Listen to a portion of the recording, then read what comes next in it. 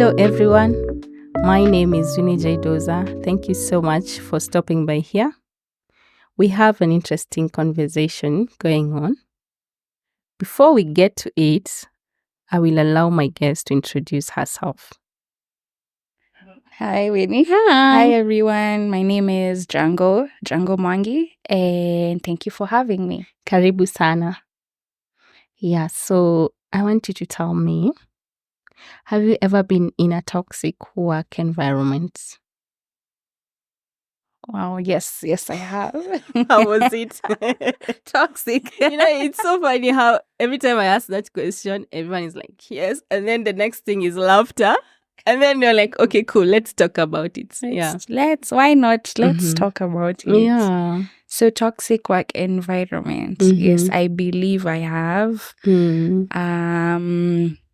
Whenever I think of toxic, or I think if you ask anyone, the first thing maybe that will come to their mouth or what they'll say is like agency in itself is quite toxic. Most agencies, most or leadership in agencies is quite toxic. The environment there, there's a lot of pressure in terms of work, a lot of demands, the deadlines are tight, clients are a bit sometimes not too understanding. So I think getting into agency most of my career has been in agency life. So I think getting into that space I'm still young, but at a younger age. Yes, it's fine, I get it. At a younger age, when I think I'd only done like one internship before, so I'd not really been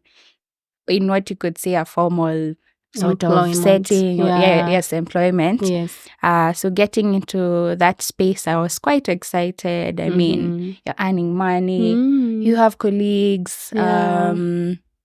So the dynamic is very different. It's not what you're used to. So you enter with a lot of excitement. And then, of course, there's already a culture that has been set in place in that particular company that you probably want to go with that flow, or you want to fit in so that you can impress people, so that you can stay there for long and like people can like you. And I think unfortunately at that time, that's what I wanted to do, because I really wanted to prove myself to my colleagues, to my bosses, to everyone. You want to make friends as well. And I think going down that path, of course, not everyone has the best intentions or not everyone has the best values within themselves. True. So I think I can say in general, there's a lot of I can say abuse of alcohol and drugs in many agencies, and I'm not just naming a particular one. It's just sort of been made the norm for and it's not something that started recently. It's something that's been, it's agency culture, so it's been there for decades. A lot of overindulgence, because I think also people are trying to cope with that stress, the pressure, the overworking. So they don't have the best coping mechanism, so you'll end up like drinking or whatever, or going out too much. So I think that in itself, I mean, it's not a good thing, especially if you don't do it in moderation, or if you don't know yourself. It can be very detrimental to you, and it can lead you to a downward spiral. So I actually witnessed that firsthand. I really tried to keep those values I had, and not go down that very dark road. I'm happy for you. Thank you. So, and I can say I'm honestly in a better space now with where I work, with the people I work with. So it's not, the work is still there, but I think the environment is really great. Yeah, that's amazing to hear. Yeah. And I'm not trying to say that, agency is terrible. No, it's just, I feel the choices you make. The choices you make will always have consequences. Yeah. Even if you work in a bank, there's everywhere. Anywhere. That's right. Yeah. So it just depends on you as a person. The values you have, the Yeah. people around you, the things you say no to, the things you say yes to. Yeah. So it all boils down to you. And making mistakes is fine, but there needs to be a point where you really need to transform. Need to change. Yeah, I need to. Yeah. It's important that you mentioned that, because then it makes me think we need to have personal boundaries, even as individuals, whether it comes to work or what you were talking about, even in relationships. Like, where do you draw the line and say, no, this is going to hurt me? Yeah, because it can be an environment that can even affect your mental health, Really? Yeah, not just even physically.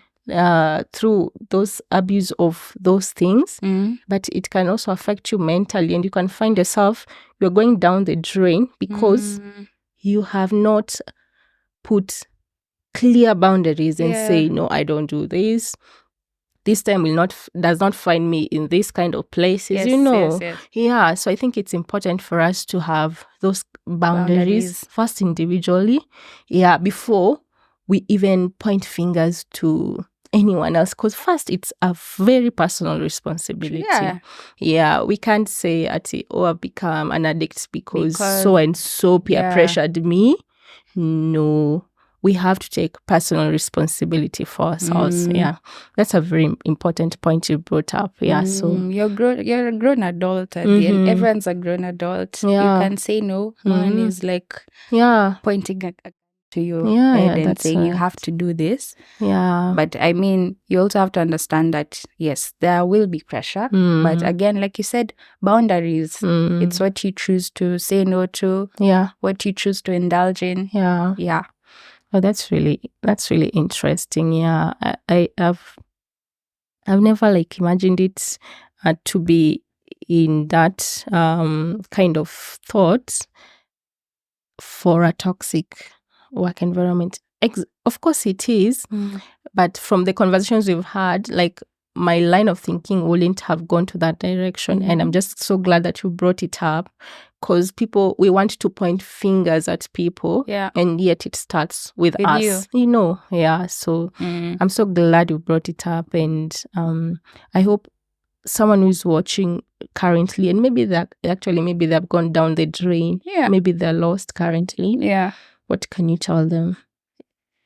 I think if it reaches a point where you feel you're lost already down there, then you need to have a really good community around you, of friends or of family, because I feel once you've crossed a certain point, it's hard to get out of alone. Yes, the choice is yours to make alone, but humans need other humans around them. So it's finding that community of people, or one friend or a family member you trust and you can be vulnerable with, and say, I'm really lost and I need your help. Because understanding that you can't get out of it alone is the first point in getting out of it. That's true. So just find a community of people you can trust.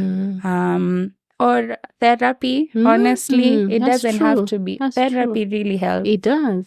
So, and also it starts with saying that, I have a problem. If you don't admit you have a problem then, or you're lying to yourself, then there's no getting out of it. True. You have to admit that I'm not okay. Wow. Yeah. That's amazing. Wow. Thank you so much for those insights and for sharing this. And I wish you the very best as you continue to pursue your career. And I'm so glad that you are happy where you are. That's a blessing, because there's Truly. so many people who wish they could be in that kind of space. So we just want to pray for you guys that you find spaces where you feel you are seen, you are valued, and you are supported. And thank you so much for joining and for watching. Please subscribe like, share, and leave a comment. Thank you so much for coming. Thank you, Winnie. This was nice. This was really nice. Yeah, thank you. Yeah, cheers, guys. Bye. See you.